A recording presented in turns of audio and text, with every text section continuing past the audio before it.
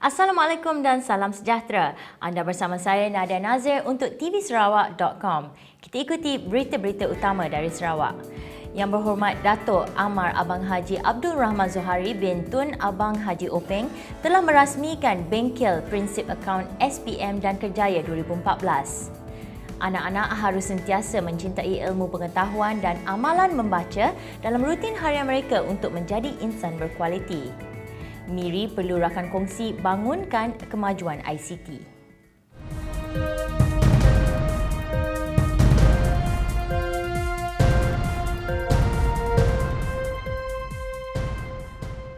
Yang berhormat Datuk Amar Abang Haji Abdul Rahman Zohari bin Tun Abang Haji Openg telah merasmikan bengkel prinsip akaun SPM dan Kerjaya 2014 yang telah diadakan di Hotel Kuching Park.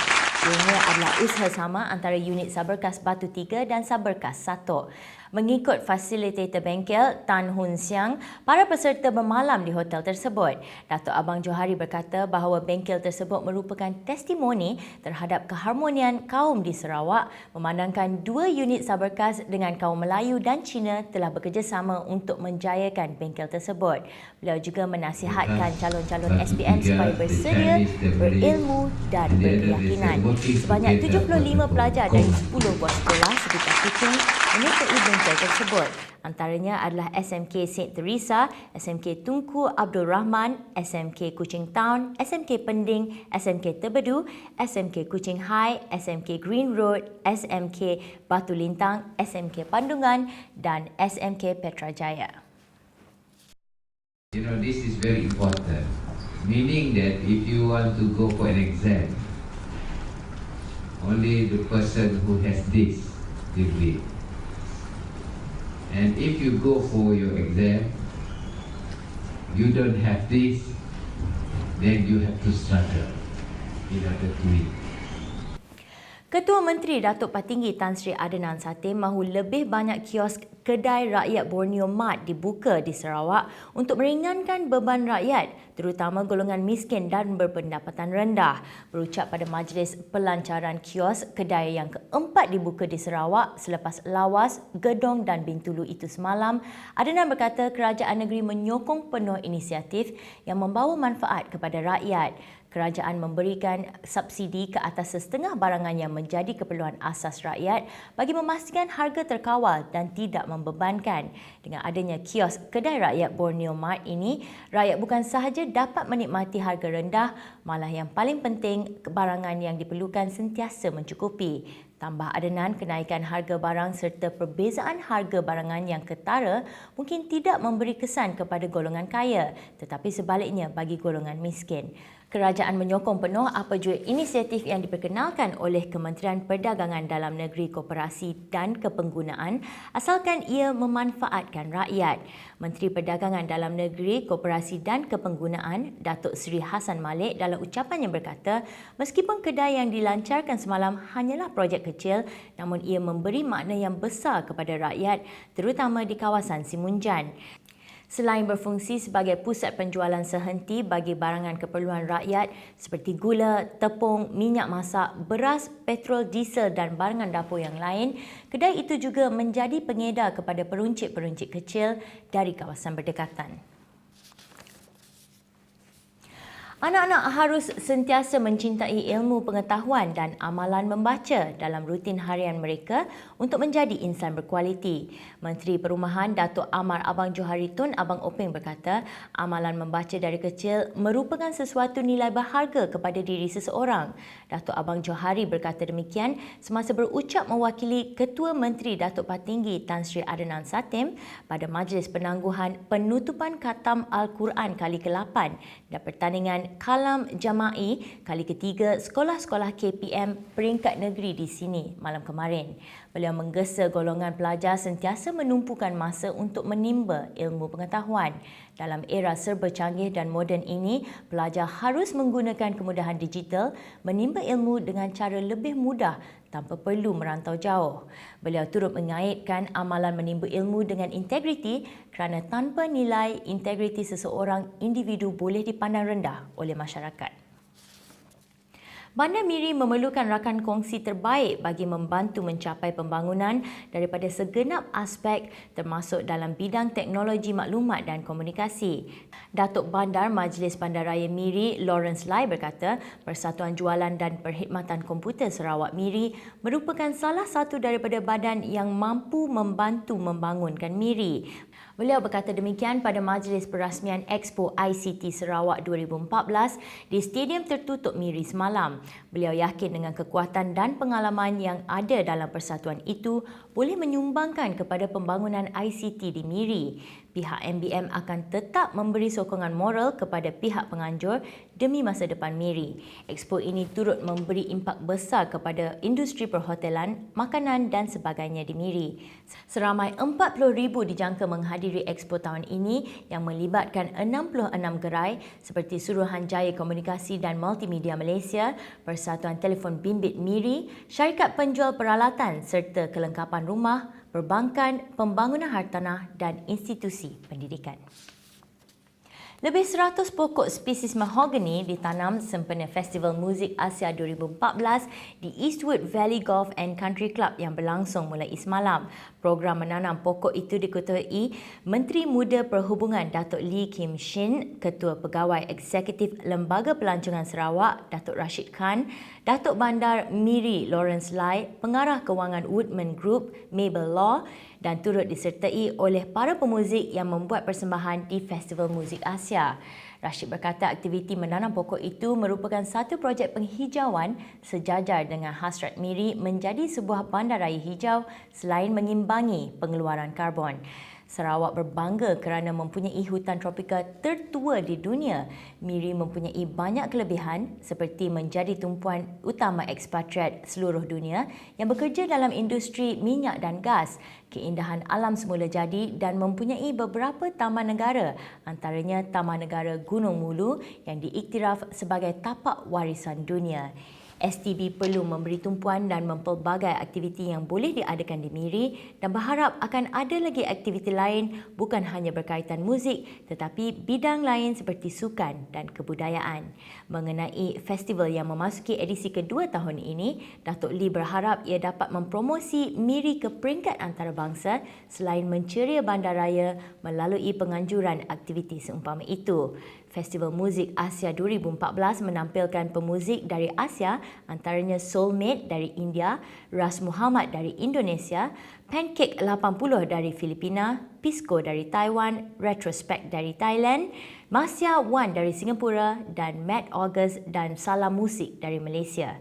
Festival yang berlangsung selama 2 hari mulai 3 Oktober itu bertujuan menarik komuniti ekspatriat dari Brunei, Sabah, Semenanjung Malaysia selain Indonesia dan Singapura.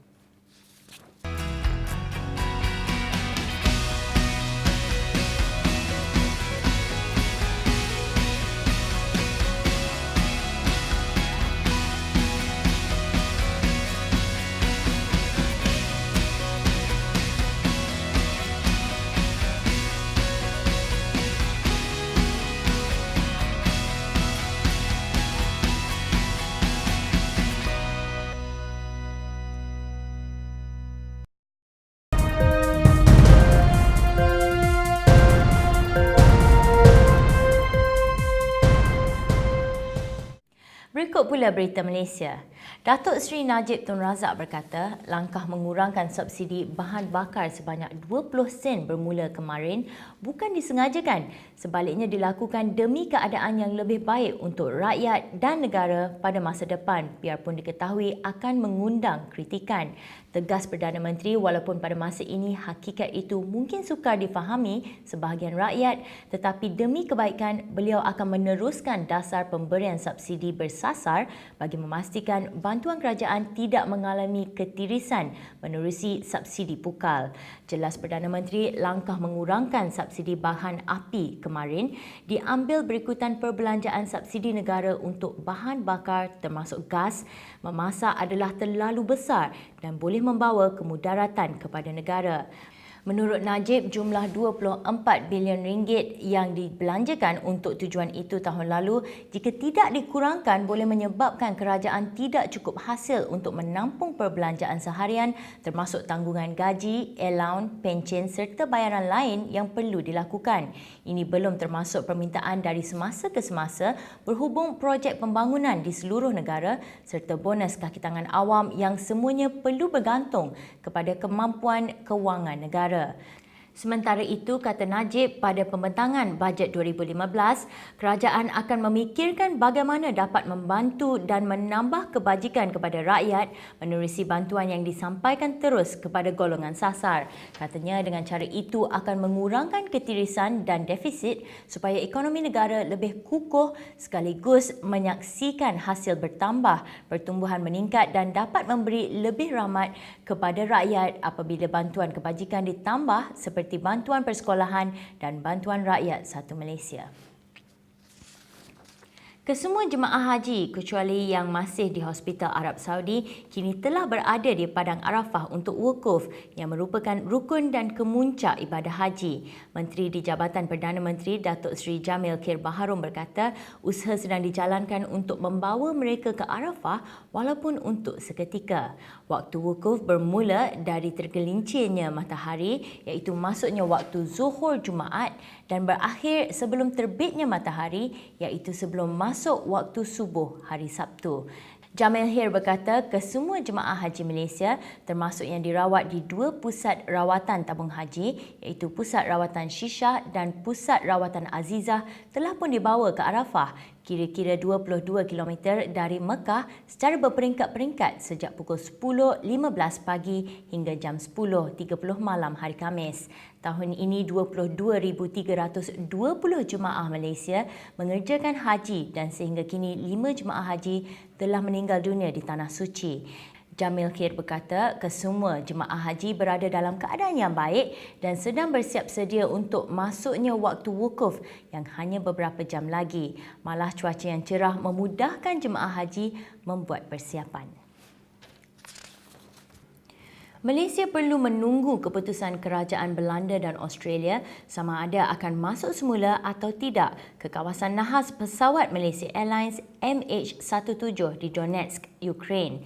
Menteri Pertahanan Datuk Seri Hishamuddin Tun Hussein berkata, ruang untuk membuat keputusan perlu diberikan kepada dua negara berkenaan kerana mereka mempunyai jumlah penumpang yang jauh lebih ramai dan belum dikenal pasti. Beliau berkata, buat masa ini hanya tinggal 2 penumpang Malaysia yang belum dapat dikenal pasti. Keputusan untuk masuk semula ke kawasan nahas tidak boleh dibuat secara unilateral. Apa jua keputusan mesti dilakukan secara bersama dengan Belanda dan Australia. Beliau berkata demikian dalam sidang akhbar selepas menghadiri majlis istiadat penghormatan 5 mangsa tragedi MH17 di Kompleks Bunga Raya, Lapangan Terbang Antarabangsa Kuala Lumpur. 2 mangsa yang belum dapat dikenal pasti sehingga kini adalah Shaliza Zaini Dewa, 45 dan Puan Sri Siti Amirah Parawira, 83 yang merupakan nenek tiri kepada Hishamuddin dan Perdana Menteri Datuk Seri Najib Tun Razak. Dalam pada itu, Hishamuddin berharap 2 mangsa yang belum dikenal pasti itu termasuk dalam kumpulan 27 mayat yang sedang dalam proses identifikasi di Pusat Perubatan Tentera Hilversum, Amsterdam, Belanda. Isteri Perdana Menteri Datin Seri Rosmah Mansor mencadangkan Pesta Tanglong diraih di peringkat kampung, daerah dan organisasi sebagai usaha mengeratkan lagi perpaduan rakyat di samping memartabatkan budaya di negara ini. Beliau berkata setiap kaum mempunyai keunikan budaya masing-masing yang menjadi kebanggaan serta sanjungan dan sekiranya dikongsi bersama dalam kalangan masyarakat, maka ia boleh dianggap sebagai kunci perpaduan. Rosmah berkata kebudayaan melambangkan identiti sesebuah negara yang perlu diwarisi serta dipertahan. Beliau berkata pesta itu amat sesuai dijadikan satu daripada produk pelancongan dalam usaha memperkenal kepelbagaian dan keunikan kaum serta etnik di negara ini yang mempunyai keistimewaan tersendiri. Rosmah berkata ekoran arus globalisasi dan modernisasi Industri pelancongan kini menjadi pemangkin ekonomi negara. Berdasarkan prestasi semasa bagi tempoh Januari hingga Mei lepas, sektor pelancongan mencatat kedatangan sebanyak 11.53 juta pelancong asing dengan pendapatan 51.5 bilion ringgit Malaysia. Pesta Pelancongan Tanglong 1 Malaysia 2014 berlangsung selama 10 hari bermula semalam hingga 12 Oktober ini.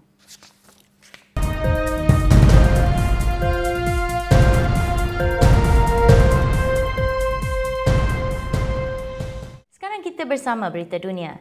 Kira-kira 2 juta jemaah haji dari seluruh dunia mula berkumpul di Padang Arafah, kira-kira 15 km dari Mekah untuk mengerjakan wukuf. Portal berita Saudi Gazette melaporkan mereka bergerak dari Mina sejak subuh semalam selepas bermalam di bandar tersebut. Kerajaan Palestin memerlukan bantuan berjumlah 4 bilion US dollar untuk membangunkan semula wilayah Gaza yang musnah teruk akibat operasi ketenteraan Israel selama 53 hari pada Julai dan Ogos lalu. Dalam laporan setebal 76 muka surat yang didedahkan menjelang sidang khas pada 12 Oktober ini, Kerajaan Palestin berkata jumlah tersebut melibatkan proses membaik pulih infrastruktur awam dan swasta yang dianggarkan menelan belanja sebanyak 1.9 bilion US dollar, manakala 1.2 bilion US dollar lagi untuk pemulihan ekonomi Gaza. Namun kerajaan memberi keutamaan terhadap proses mengalihkan runtuhan dan memusnahkan kira-kira 5,000 bom serta peluru berpandu yang tidak meletup di seluruh Gaza. Stesen janakuasa juga akan dibaiki selain sistem perairan, kesihatan dan pendidikan, manakala perbelanjaan terbesar akan digunakan untuk membina semula rumah selepas lebih 100,000 penduduk Gaza kehilangan tempat tinggal akibat serangan ganas Israel. Kira-kira 16 orang masih hilang ekoran kejadian letusan gunung berapi yang setakat ini mengakibatkan 47 orang maut. Pegawai dari wilayah Nagano iaitu lokasi Gunung Ontake yang meletus itu mengesahkan bahawa terdapat seramai 16 orang dipercayai mendaki gunung itu hari Sabtu lalu ketika ia meletus. Seorang pegawai pengurusan bencana berkata, atas permintaan keluarga, pihak pengurusan memutuskan untuk tidak mendedahkan identiti mangsa yang hilang dan dipercayai berada di puncak gunung berapi tersebut. Televisyen NHK berkata pasukan penyelamat tidak menolak kemungkinan lebih ramai mangsa terlibat, ekoran laporan individu yang hilang dan jumlah kereta yang tidak dituntut di tempat letak kereta di kaki gunung yang terkenal sebagai lokasi pendakian di Jepun. Presiden Indonesia Susilo Bambang Yudhoyono memperkenalkan rang undang-undang baru untuk membatalkan rang undang-undang yang membubarkan pilihan raya tempatan yang diluluskan pada minggu lepas. Portal berita Jakarta Post hari ini melaporkan Susilo sebagai berkata rang undang-undang itu perlu bagi melindungi 204 pilihan raya tempatan yang dijadual diadakan pada tahun depan. Beliau turut menetapkan 10 penambahbaikan yang ingin dilaksanakan apabila rang undang-undang itu diluluskan oleh Dewan Perwakilan Rakyat.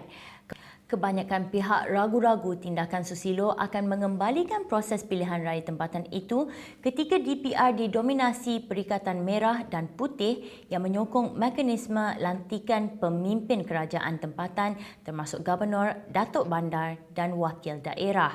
Beberapa pihak termasuk 6 aktivis dan 4 kumpulan sivil turut memfailkan permohonan di Mahkamah Perlembagaan mencabar pembubaran pilihan raya tempatan tersebut. Bekas calon pilihan raya tempatan dan Ketua Eksekutif Masyarakat Anti Rasuah Indonesia, Bonyamin, merupakan antara individu yang memfailkan permohonan berkenaan.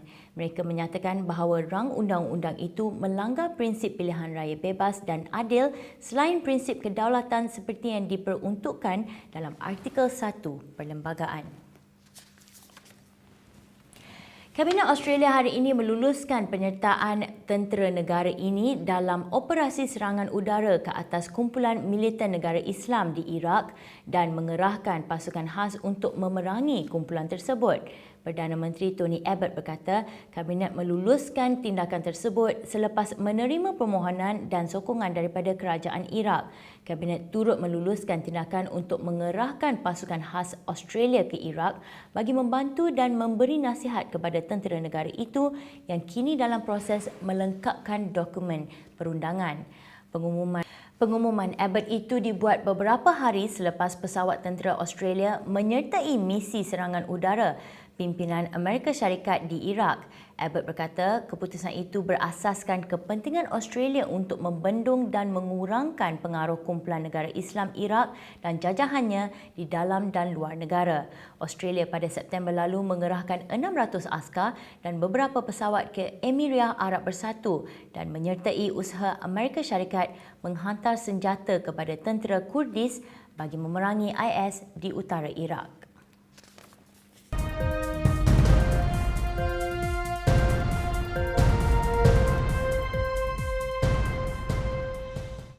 Sama-sama kita ikuti berita sukan. Atlet karate negara Shakila Salni Jeffrey Krishnan terpaksa berperang dengan kecederaan demi menghadiahkan pingat emas Sukan Asia 2014 ke-5 buat kontingen Malaysia menerusi Karate Kumite wanita bawah 61 kg di Gimnasium Guiyang semalam. Lebih manis, kemenangan Shakila itu telah menamatkan penantian 12 tahun pingat emas daripada atlet wanita karate negara selepas kali terakhir meraihnya menerusi S. Premila dalam acara komite bawah 60 kg pada Sukan Asia 2002 di Busan. Shakila mendapat kecederaan hamstring sejak saingan separuh akhir dan menahan rasa sakit sepanjang pertarungan dengan Barno Mirzeva dari Uzbekistan sebelum menang 10-2. Pingat gangsa dikongsi atlet dari China Yin Xiaoyan dan Fatima Chalaki dari Iran. Shakila 22 berkata pingat emas itu adalah pencapaian terbaiknya sejak 6 tahun bergiat aktif dalam sukan karate. 4 tahun lepas skuad karate negara menyumbang 2 pingat emas bagi membantu kontingen Malaysia meraih 9 emas keseluruhan pada Sukan Asia 2010 di Guangzhou, China. Skuad karate negara turut memenangi 2 pingat gangsa semalam menerusi S. Senthil Kumaran dalam acara bawah 55 kg lelaki dan S. Sri Sharmini dalam saingan bawah 68 kg wanita. Senthil meraih pingat gangsa selepas menewaskan lawan dari Indonesia, Suradi, dengan keputusan 4-sama dalam acara bawah 55 kg. Biarpun meraih mata sama, namun Senthil menjadi pilihan juri untuk meraih pingat gangsa. Sri pula menang 2-1 ke atas lawan dari Iran, Pega Zanginekarkuti. Sementara itu, seorang lagi atlet karate negara, Nisha Alagasan, kecundang 0-1 kepada Miki Kobayashi dari Jepun dalam perebutan pingat gangsa acara bawah 55 kg wanita. Seramai 500 peserta dari dalam dan luar negara dijangka akan memeriahkan The Rembau Challenge 2014 yang akan berlangsung pada 14 Disember ini di Rembau, Negeri Sembilan. Menteri Belia dan Sukan Khairi Jamaluddin berkata The Rembau Challenge 2014 yang terbuka kepada orang ramai itu akan dipertandingkan dalam 2 kategori iaitu amatur dan profesional.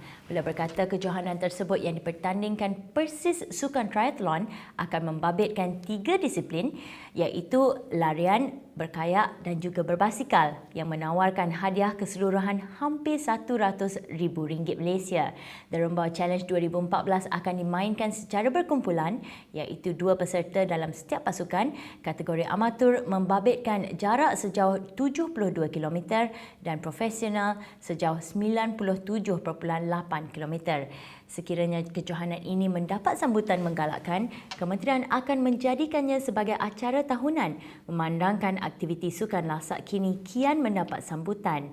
Mereka yang berminat menyertai The Rembau Challenge 2014 boleh membuat pendaftaran secara online di www.therembauchallenge.com.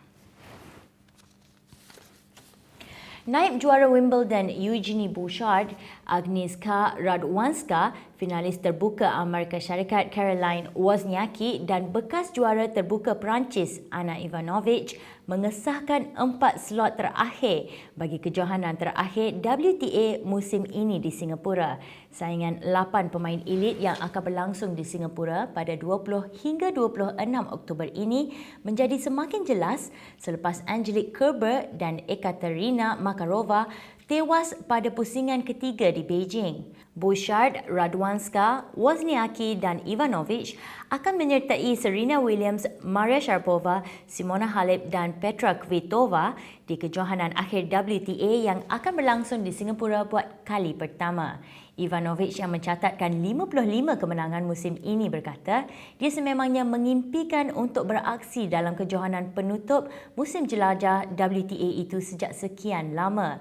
Kejohanan itu merupakan antara sasaran utama beliau sejak awal tahun. Semua orang berhak untuk mendapatkan slot di sini dan merasakan sudah beraksi dengan baik sepanjang tahun ini. Penyerang kontroversi Luis Suarez disenaraikan dalam skuad 22 pemain Uruguay yang akan menentang Arab Saudi dan Oman bulan ini. Ini kali pertama bintang Uruguay itu dipanggil selepas insiden menggigit pertahanan Itali Giorgio Chiellini pada Piala Dunia 2014 di Rio, Brazil. Pasukan kendalian Oscar Tabares itu akan berdepan Arab Saudi pada 10 Oktober ini dan akan bertemu Oman 3 hari kemudian. Meskipun dibenarkan menyertai perlawanan persahabatan, bintang Barcelona itu tetap tidak boleh menyertai 8 perlawanan kompetitif sekaligus menyaksikan dia terlepas aksi Copa America serta beberapa perlawanan kelayakan Piala Dunia. Penggantungan itu turut merangkumi perlawanan kompetitif bersama Barcelona. Sekian itu sahaja berita pada hari ini. Saya Nadia Nazir ingin mengucapkan Selamat Hari Raya Haji kepada semua umat Islam. Kita berjumpa lagi pada hari esok. Salam hormat.